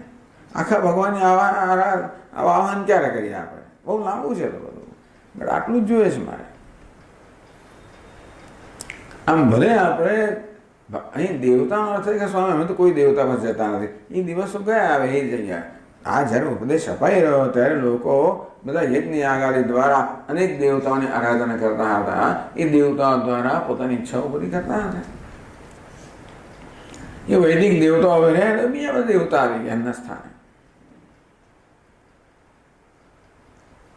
અગત્યની વસ્તુ એ જેવું કોની પાસે જવું છે બહુ મહત્વ નથી. શું એનું થયું કે કૃષ્ણ ભગવાન ચડ્યા હતા અને ગણપતિ ઉતરતા, એવો કોઈ હેતુ નથી આમાં. ભગવાન કે બધા મારી પાસે બીજા દેવતા પાસે જાય, આ ગણપતિ એટલે ઉતરતા અને કૃષ્ણ ભગવાન ચડ્યા હતા, એવું પ્રયોજન નથી. આપણે ભગવાનમાંથી એક અંશનું આવાહન કરીએ છીએ કે ભગવાનની પૂર્ણતાનું આવાહન કરીએ, એ મહત્વની વસ્તુ છે. ભગવાન પાસે આપણે માંગીએ કે હે શ્રી કૃષ્ણ મારા બધાએ વિઘ્નો દૂર કરો, એટલે ભગવાન એટલે ગણપતિનું આવાહન કર્યું કહેવાય. એ ભગવાન મને આ ફલાણા દુનિયાવી જ્ઞાન આપો, એમાં રહેલી સરસ્વતીનું આવાહન કરવું કહેવાય. બધા દેવતાઓનું એ જ, બધા દેવતાઓનું રૂપમાં એ જ છે ને. એટલે ભલે ભગવાન દેવતા શબ્દ વાપરે, દેવતા તો સકામ ભક્ત એવું સમજવાનું. કામના લઈને જનારો ભક્ત, અને કામના હંમેશા તુચ્છ વસ્તુની જ હોય. તે ભગવાન પાસે પણ તુચ્છ વસ્તુ માંગીએ એટલે ભગવાનના એક અંશનું જ આવાહન કરીએ છીએ આપણે, એનો અર્થ એવો છે. એટલે એ ઉપનિષદમાં વર્ણન કરે કે વેદમાં વર્ણન કરે, આ બધા દેવતાઓ ભગવાનના એક એક અંગ છે. ચંદ્રમા મનસો જાત, ચક્ષો સૂર્યો અજાયત, મુખાદિન્દ્રશ્ચાગ્નિશ્ચ, પ્રાણાદ વાયુરજાયત. અને આમ સૂર્ય દેવતા છે, ભગવાનના ચક્ષુ છે, ચંદ્રમા ભગવાનનું મન છે, આ ઇન્દ્રને અગ્નિ છે, એ વરુણ ભાઈ ભગવાનનું મુખ છે, આ વાયુ ભગવાનનો શ્વાસ છે વગેરે.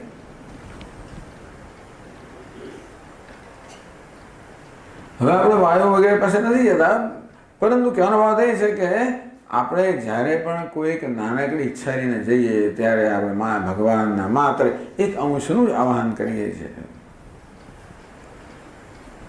કારણ કે એ બહુ સરળ છે.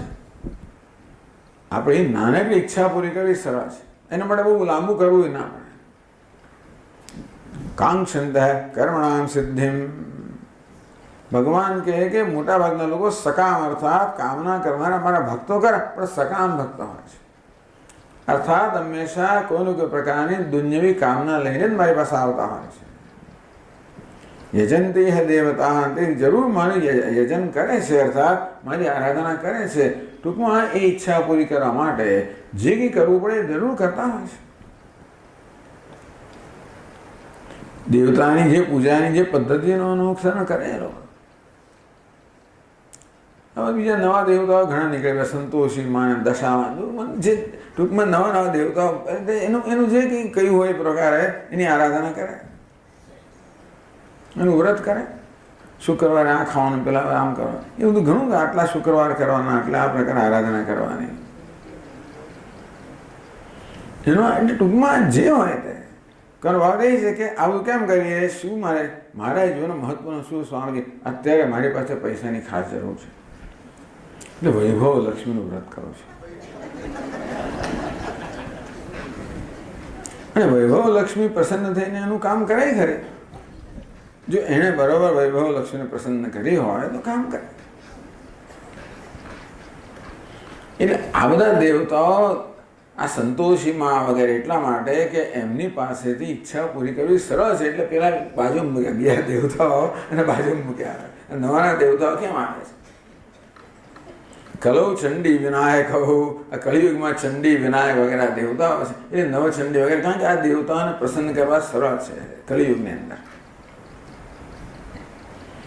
ભગવાન તો એક જ છે, આ દેવતા રૂપમાં ભગવાન જ છે, પણ કહેવાનો ભાવ છે કે એની પાસે આપણે માંગીએ આટલું જ માંગીએ છીએ. અંતેથી એ પ્રકારે આપણે એનું બધું અનુસરણ કરીએ, જેમ ચંડી યાગ થતું એ પ્રકારે કરીએ, જેથી આપણી ઈચ્છા પૂરી થાય. કાંક્ષંત કર્મણામ સિદ્ધિમ યજંતે યહ દેવતા. એ આ લોકની અંદર દેવતા યજંતે, હવે દેવતાઓનું યજન કરે છે, દેવતાઓની આરાધના કરે છે. શેના માટે? કર્મણામ સિદ્ધિમ કાંક્ષંત, કર્મની સિદ્ધિ એટલે કર્મનું ફળ છે એની અપેક્ષા રાખીને આ દેવતાઓની આરાધના કરે. આવું બધું છે. પ્રશ્ન એ થયો ને, ભગવાન શું કામ લોકો આ મોક્ષ જ નહીં માંગતા? એવું કેમ છે? તમે મોક્ષ આપવા સમર્થ છો, તમારી જાતને આપવા સમર્થ, ભગવાન શું કે લોકો કેમ નહીં માંગતા? આવું કેમ તુચ્છ વસ્તુ માંગતા છે કે એમની એટલી ત્યાં સુધી દ્રષ્ટિ જાય છે, એથી આગળ જતી જ નથી. પણ એનું છીછરું મન છે બિચારો, કેટલી ઈચ્છા કરે. ક્ષિપ્રમી માનુષે લોકે, મારી પાસે આવે એટલે કે જો પૂર્ણતા પ્રાપ્ત કરવી હોય તો બહુ બધી ખૂબ પ્રયત્ન કરવો પડે. અંતઃકરણ શુદ્ધ કરવું પડે, રાગદ્વેષ દૂર કરવા પડે, એ બધું તો બહુ પ્રયત્ન માંગી લે. આ તો રાગદ્વેષ રાખીને ઈચ્છા પૂરી થાય તો સરળ કહેવાય ને.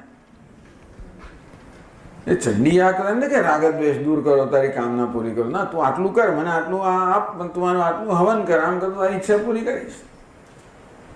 બે દેવતાઓ માત્ર શું માગે? દક્ષિણા માગે, એમનો જે કંઈ એમની વસ્તુ હોય. પ્રકૃત્યા નિયતા સ્વયા, પોતાની પ્રકૃતિથી નિયત થઈને તે દેવતાઓની આરાધના જે પદ્ધતિઓ એનું અનુસરણ કરે અને દેવતા ખુશ થાય. પછી દેવતા એમ નથી કહેતા અંતઃકરણ શુદ્ધ છે કે નહીં, એવું નથી માગતા. તે મને આટલું નૈવેદ્ય આપ્યું છે, આટલા ફૂલ, આટલા ફળ, આટલા બસ બસ.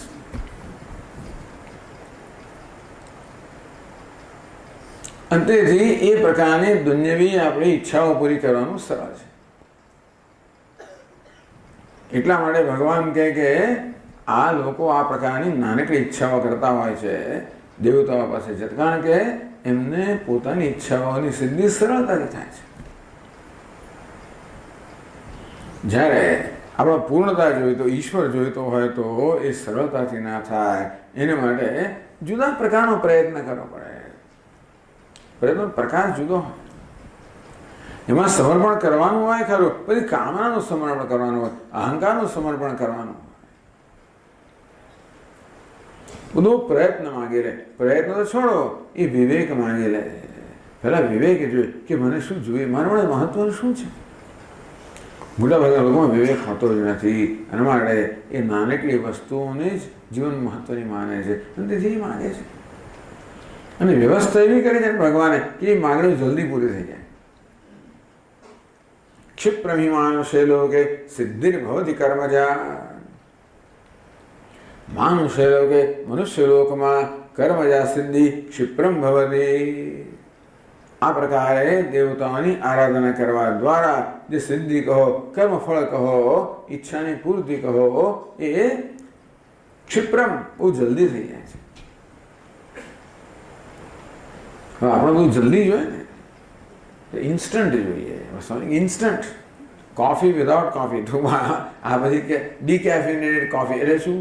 કેફીન વગરની કોફી. એટલે કોફી વગરની કોફી છે ને, કેફીનને જ કોફી કહેવાય. તો ડીકેફિનેટેડ કોફી એટલે શું?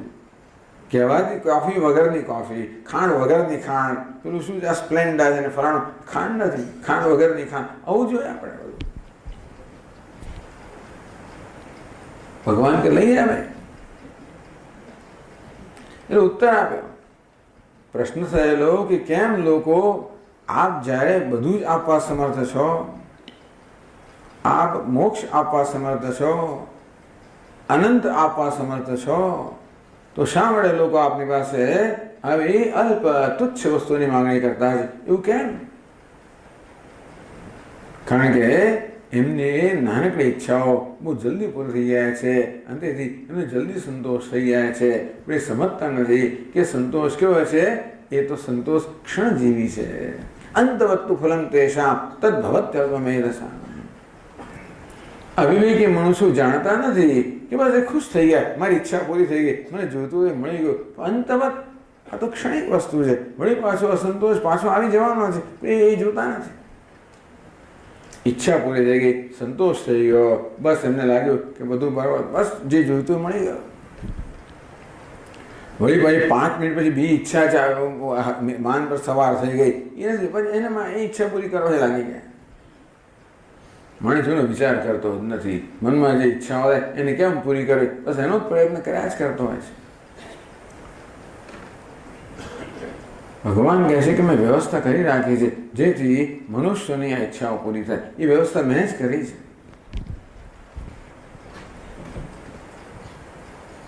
મમ વર્તમાન વર્તન્તે મનુષ્ય પાર્થ સર્વશઃ. એ પાર્થ બધા મનુષ્યો સર્વ રીતે જે કોઈ રીતે કરતા હોય એ મારા જ માર્ગ અનુસારે છે. એટલે એવું આ દ્વારા એવું કહેવાનું એ ભગવાન કહી રહ્યા છે કે આ બધા લોકો વાસ્તવમાં શાસ્ત્રોક્ત રીતથી બધું કરે છે. એ લોકો પોતાના કર્તવ્યનું પાલન કરે છે અને શાસ્ત્રમાં જે પ્રકારની રીતિ બતાવી એ પ્રકારે આરાધના કરતા હોય અને માટે એમની ઈચ્છાઓ પૂરી થાય. એ તો ખરું છે.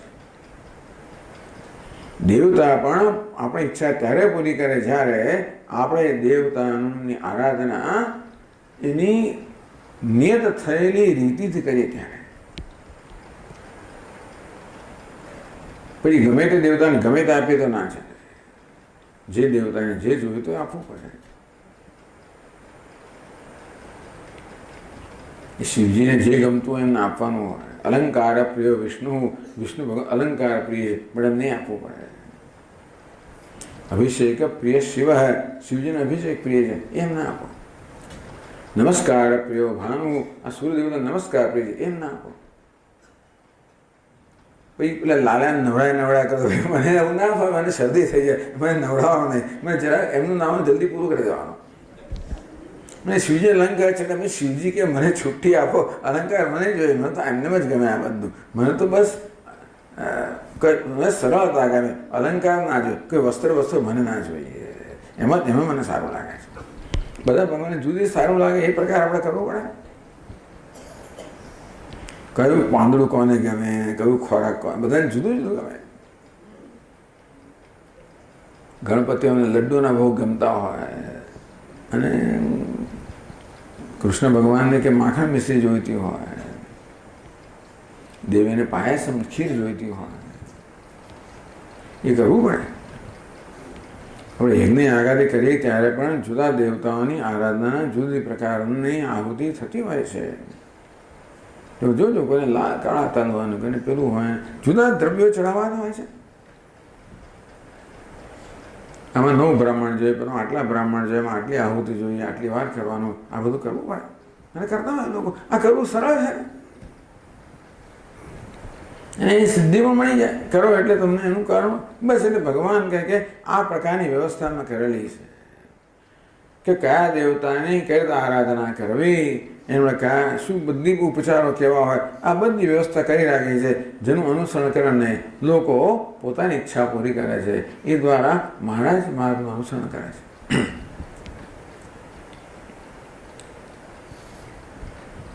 તો ભગવાને આ પ્રકારે પોતાની ઈચ્છા, બધા લોકો ઈચ્છા પૂરી કરવા માટે કયો માર્ગ રચ્યો છે આપણા શાસ્ત્રોએ. પછી લોકો જુદા જુદા પ્રકારના હોય છે ને, બધા લોકો સ્વભાવ જુદા જુદા હોય છે. બધા એક સ્વભાવ લઈને જન્મ નથી હોતા. સ્વભાવ જુદા જુદા હોય પણ ઈચ્છા જુદી જુદી હોય તો બધા જાત જાતના સ્વભાવના લોકોની જાત જાતની ઈચ્છા પૂરી કરવા માટે શું વ્યવસ્થા ભગવાન આપણે કરેલી છે? ભગવાને કોઈ વ્યવસ્થા કરેલી છે? એ વાત 13મા શ્લોકમાં કહે છે. ચાતુર્વર્ણ્યમ મયા સૃષ્ટમ ચાતુર્વર્ણ્યમ મયા સૃષ્ટમ ગુણકર્મ વિભાગશઃ તસ્ય કર્તારમપિ મામ વિદ્ય કર્તારમવ્યયમ.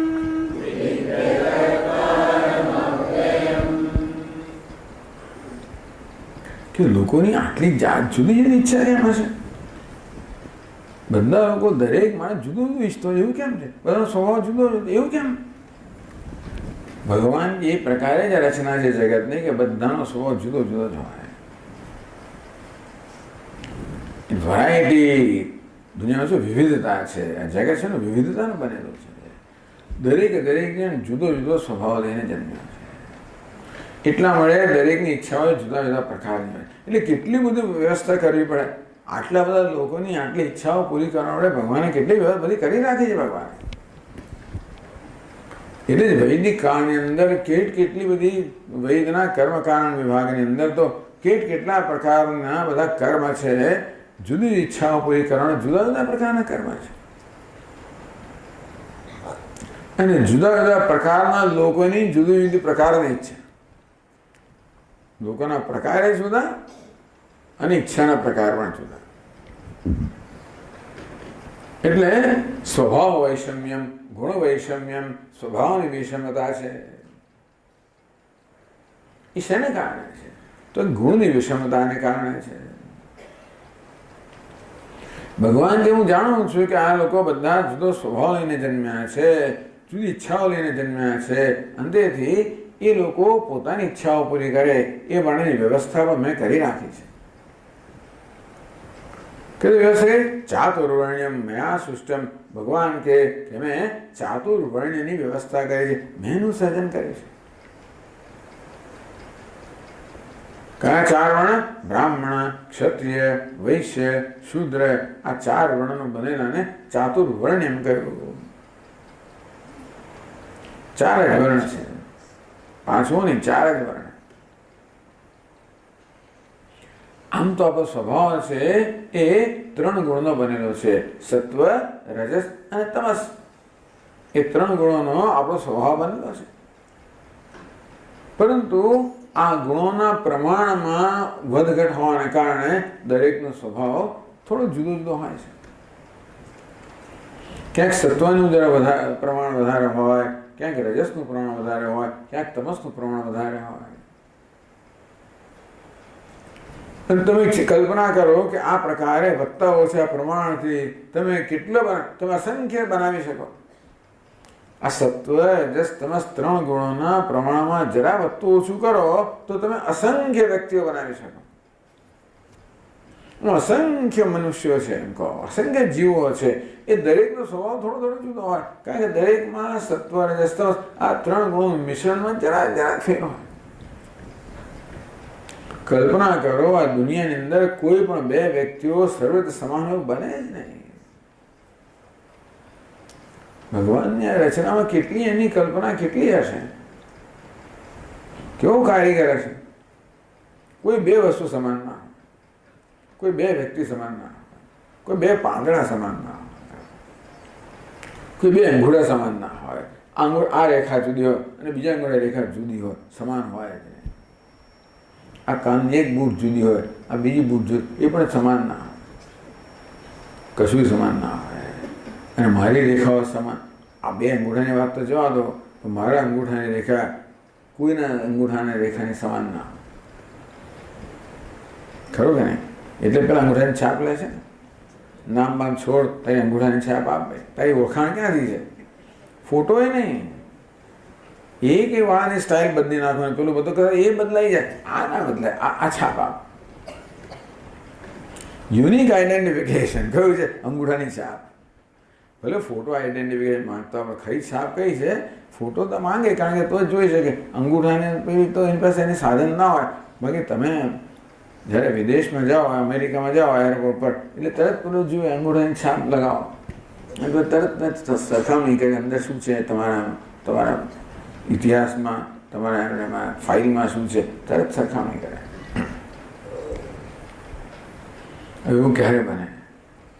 મારા અંગૂઠાના છાપ જેવી કોઈના અંગૂઠાની છાપ ન હોય તો જ બને. તો મારી તમારી છાપ સરખી હોય તને ખબર કેમ પડે કે આ સ્વામી છે કે આ પેલો છે, કોણ છે? પણ આની છાપ એક જ હોય, બીજા કોઈને આવી હોય જ નહીં. આવું સાંભળ્યું જ કોઈ દિવસ? કોઈ એટલે કેટલી બધી, પણ કેટલા માણસો છે દુનિયામાં? કેટલા છે? 7 અબજ માણસો છે. 7 અબજમાંની કોઈની છાપ સરખી ન. કેટલી છાપો બનાવી ભગવાને? 7 અબજ તો હમણાં છે, એની પહેલાં કેટલા પસાર થઈ ગયા? અબજો તો ઉપર છે બધા. એટલે અંગ્રેજીમાં કહે કોઈ માણસ અહીંયા વિધાય ને તો હી ઇઝ જોઈન્ટ મેજોરિટી. એટલે મેજોરિટી ત્યાં છે, આપણે તો માઇનોરિટીમાં જ છે. એ કેટલી મેજોરિટી ત્યાં છે? એ બધાની છાપો હશે તો ખરી ને, એ બધાની છાપો અહીંયા પડેલી છે. હવે શું છે, પહેલાં કે આ પણ હવે તો આ લોકો બધી છાપો જ ભેગી કર દુનિયાભરની. આખી ડેટા બેંક એને કહેવાય. આ છાપની બેંક એટલે આ બધાનો સમૂહ છે, એનો સંગ્રહ કરે. લાખો બધી છાપો એમની પાસે. ભાગીને ક્યાં જવાનો છે?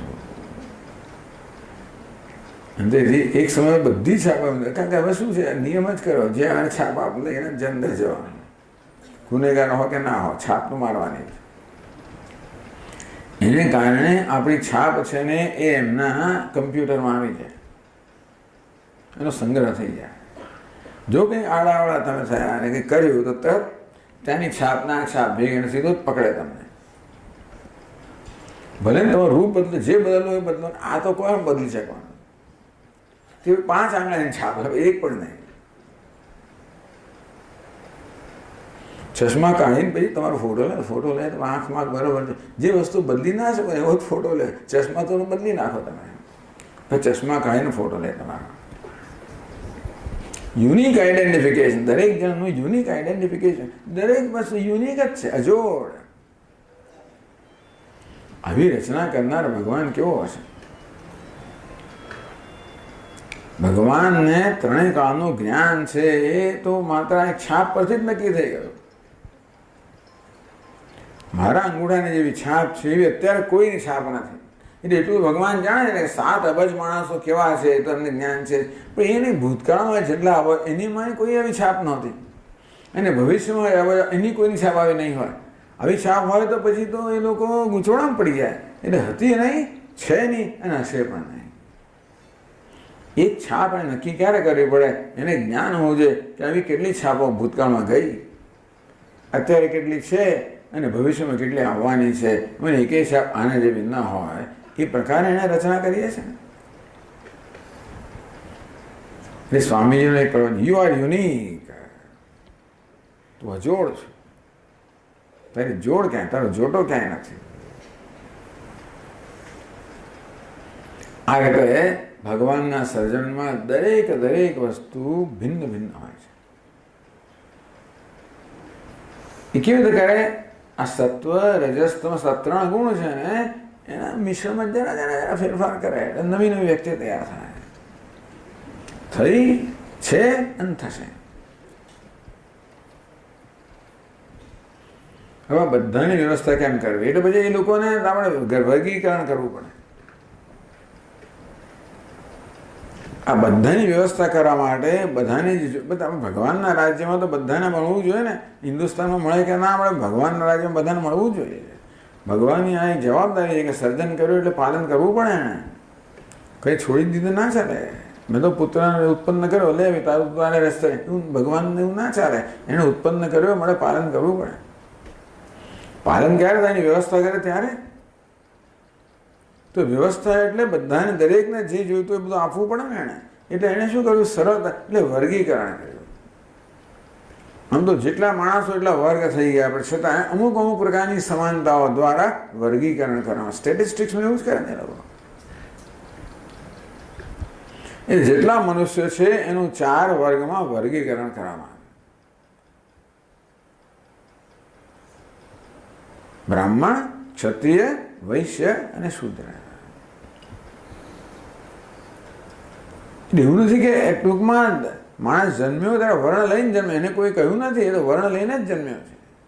વર્ણ એટલે રંગ. કોનો રંગ છે? આપણા મનનો રંગ. કે આ બધા 3 ગુણનો રંગ હોય છે. આ સત્વગુણનો સફેદ રંગ હોય, રજોગુણનો લાલ રંગ હોય, તમોગુણનો કાળો રંગ હોય. આ 3 રંગના મિશ્રણમાંથી જ બધું બનેલું છે. એટલે દરેકનું અંતઃકરણ કહો, સ્વભાવ અનેક વર્ણ હોય, જે આ 3 રંગના મિશ્રણ બને માટે 4 વર્ણ કહેવામાં આવ્યા. આ બધા વર્ણને 4 વિભાગમાં વર્ગીકરણ કરવામાં આવ્યું વ્યવસ્થા માટે. વ્યવસ્થા ત્યારે જ જળવાય ને જ્યારે વર્ગીકરણ થાય, જે દરેક વર્ગે શું કરવાનું, શું એવું નક્કી થાય તો જ વ્યવસ્થા થાય. બધું ગમે તે જે કરવું એ તો ન થાય ને. આપણે કોઈ ફેક્ટરીમાં કામ કરતા હોઈએ, કોઈ ધંધામાં, કોઈ સંસ્થામાં કામ કરતા, ઔદ્યોગિક સંસ્થા હોય, એ બધામાં વર્ગીકરણ કે આ એકાઉન્ટ ડિપાર્ટમેન્ટ છે ને, આ માર્કેટિંગ ડિપાર્ટમેન્ટ, આ સેલ્સ ડિપાર્ટમેન્ટ છે ને, આ પ્રોડક્શન ડિપાર્ટમેન્ટ છે ને, આ જેમ ફાવે એમ જાય તો કંઈ કામ ના થાય ને. માર્કેટિંગ વાળા એકાઉન્ટિંગ કરવા માટે તો તકલીફ થાય ને, એકાઉન્ટિંગ વાળા સેલ્સ કરતો હોય તકલીફ થઈ જાય. પણ દરેક 2 એકાઉન્ટન્ટ છે ને, અહીંયા માર્કેટ વાળો છે ને, અહીંયા સેલ્સ વાળો છે, અહીંયા આમાં સ્માર્ટ છે, ભલભલા વિશે હોય સેલ્સમાં મૂકો એને. આમાં હવે સ્માર્ટ છે, ભલભલી વસ્તુમાં આકર્ષણ તો એને માર્કેટિંગમાં મૂકો. આમાં હવે કોઈ સ્માર્ટનેસ નથી પણ બીજી છે તો એને એકાઉન્ટિંગ મૂકો. દરેકમાં જુદા જુદા પ્રકારની ટેલેન્ટ હોય ને. તો ખરી મેનેજમેન્ટ કોને કહેવાય? જેનામાં જે પ્રકારની ક્ષમતા હોય એ સ્થિતિમાં એ પ્રકારનું કામ એને સોંપવું, જેથી એ કામ શ્રેષ્ઠ રીતે કરી શકાય. નહીં તો કજોડું થઈ જાય, મિસફિટ થઈ જાય, તો મજા ના આવે, કામ ના થાય. અને આ રીતે જે પ્રકારનો સ્વભાવ હોય, જે પ્રકારની રુચિ હોય, જે પ્રકારની કેપેસિટી ક્ષમતા હોય, એ પ્રકારનું કામ એને સોંપવું પડે. અને તો આખો સમાજ ચાલે તો સમાજને ચલાવવા માટે પણ આપણે જ સમાજના સભ્યો છીએ, એના માટે દરેકે કંઈ ને કંઈ ફાળો આપવો પડે તો જ વસ્તુ ચાલે ને.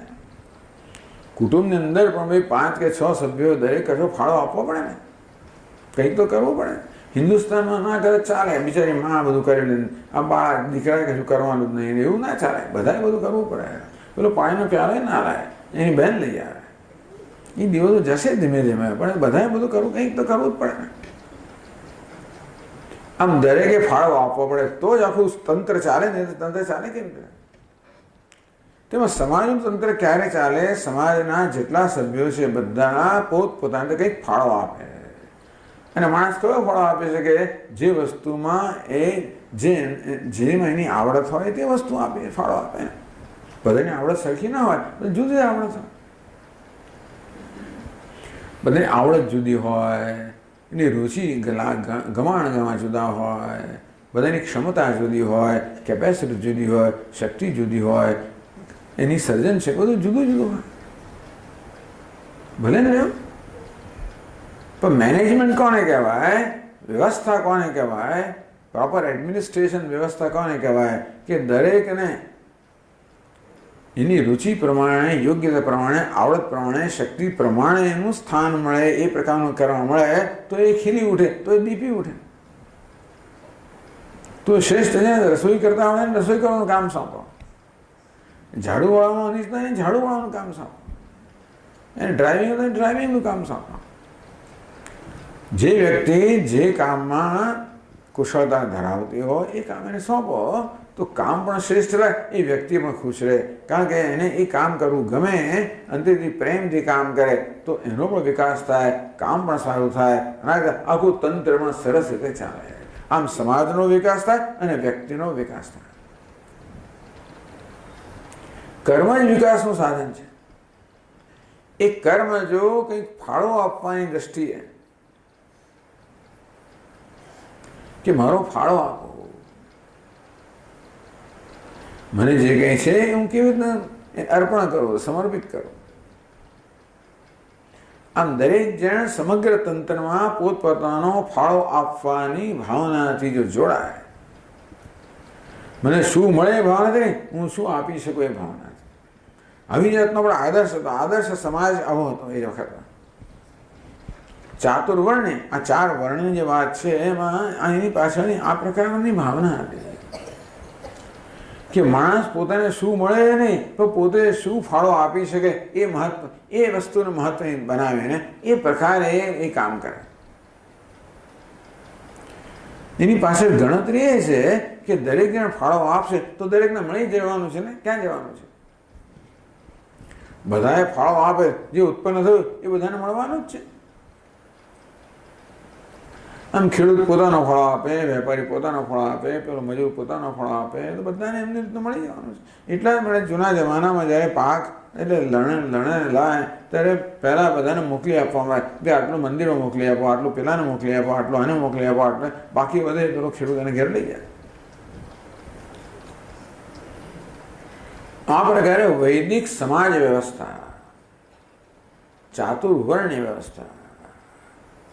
આમ તો બધા લોકો થોડું જુદાપણું ધરાવે છે, છતાં પણ 4 વર્ગ કરવામાં આવ્યા. એ દરેક એ વર્ગના દરેક સભ્યમાં મોટે ભાગે સમાનતા હોય.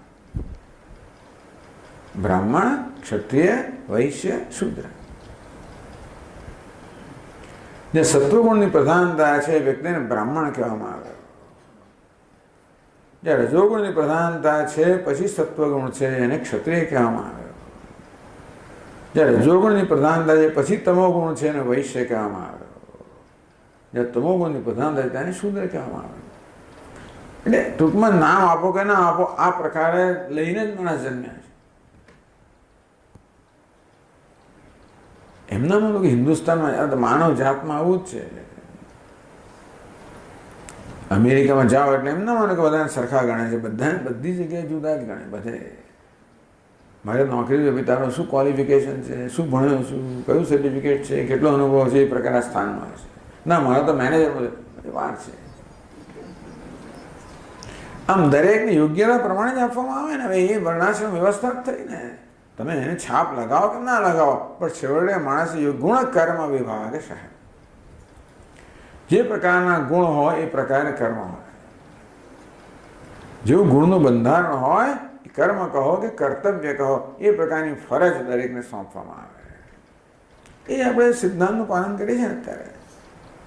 સમાજમાં જોઈએ, કોઈ પણ સંસ્થામાં જોઈએ, કોઈ પણ ફેક્ટરીમાં જોઈએ, કોઈ પણ બિઝનેસમાં જોઈએ, કોઈ ઓર્ગેનાઇઝેશનમાં જોઈએ, એમાં દરેકને એની શક્તિ પ્રમાણે, ક્ષમતા પ્રમાણે, આવડત પ્રમાણે એ પ્રમાણે કામ સોંપવામાં આવે. એવું કરવું જોઈએ. એ ન કરે તો જુદી વાત છે.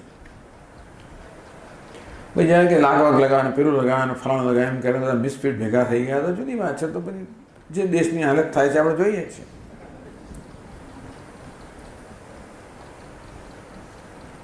પણ જ્યાં ન્યાય છે, ભગવાનના તંત્રમાં ન્યાય છે. એટલા માટે ચાતુર્વર્ણ્યમ મયા સૃષ્ટમ. ભગવાન કે આ પ્રકારે મેં સમગ્ર સમાજ વ્યવસ્થિત રીતે ચાલે એ માટે આ 4 વર્ણથી બનેલા સમાજની મેં વ્યવસ્થા કરી છે. એક હિન્દુસ્તાનમાં વૈદિક કાળમાં આ પ્રકારના નામ આપવામાં આવ્યા જેથી સરળતાથી એ લોકોને કર્તવ્યની વહેંચણી થઈ શકે. બીજા સમાજમાં નામ નથી આપવામાં આવ્યા એટલે કર્તવ્યની વહેંચણી એ લોકો બરાબર ન કરી શકે. એ કે આપણો વાંક, આપણે તો આગળ વધેલા છીએ, આપણે બધી વસ્તુઓ વિચાર કરનારા છીએ, બીજા લોકો વિચાર નથી કર્યો અને માટે એ લોકોએ કદાચ આ પ્રકારનું વર્ગીકરણ ન કર્યું હોય. એમની મહાનતા નથી બતાવે, એમને એ બતાવે છે કે એ લોકોમાં એ પ્રકારની સૂઝ છે જ નથી જ નહીં. જ્યારે વૈદિક કાળમાં બધા પ્રકારની સૂઝ હતી.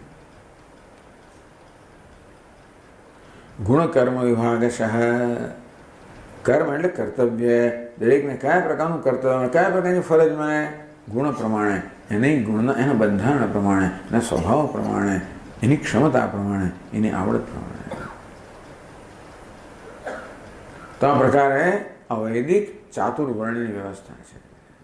એ થોડીક ચર્ચા આપણે આગળ આવતીકાલે કરશું જેથી આપણે વધારે સ્પષ્ટતા થાય એમાં કે આ તો બહુ તકલીફવાળો આ ચાતુર્વર્ણ્ય છે ને એના વિશે જેટલી ગેરસમજ પ્રવર્તમાન છે અને જેટલા એને કારણે ઘણા બધા લોકોના મનની અંદર જે બધો વિરોધ છે, જે બધી મુશ્કેલીઓ છે, કંઈક એના વિશે આપણે કાલે થોડી ચર્ચા કરશું. આપણે તો કંઈક સમજતા થઈએ અને તો કંઈક પહોંચાડી શકીએ લોકોને કે ભાઈ એની પાછળનો શું સિદ્ધાંત છે કે શું ખ્યાલ છે. ઓમ પૂર્ણમદ પૂર્ણમિદમ પૂર્ણાત પૂર્ણમુદચ્યતે પૂર્ણસ્ય પૂર્ણમાદાય પૂર્ણમેવાવશિષ્યતે. ઓમ શાંતિ શાંતિ શાંતિ. શંકરં શંકરાચાર્યં કેશવં બાદરાયણં सूत्रभाष्यकृतौ वन्दे भगवन्तौ पुनः पुनः. ईश्वरो गुरुरात्मेति मूर्तिभेदविभागिने व्योमवद्व्याप्तदेहाय दक्षिणामूर्तये नमः. ॐ शान्ति शान्ति शान्तिः. हरि ओम. श्री गुरुभ्यो नमः. हरि ओम.